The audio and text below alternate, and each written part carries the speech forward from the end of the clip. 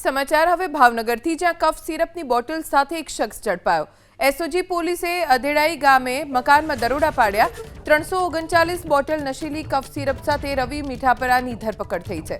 કુલ 72,000થી વધુનો મુદ્દામાલ જપ્ત કરવામાં આવ્યો છે। 339 બોટલ નશીલી કફ સિરપ સાથે એક વ્યક્તિની ધરપકડ કરવામાં આવી। રવિ મીઠાપરા 72,000થી વધુનો મુદ્દામાલ તેની પાસેથી મળી આવ્યો છે।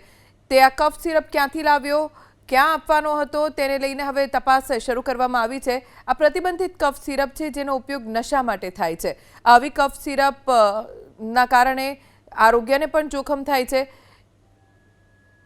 339 બોટલ નશીલી કફ સિરપ મળી આવી છે, જે ક્યાંથી આવી છે તેને લઈને હવે તપાસ શરૂ કરવામાં આવશે।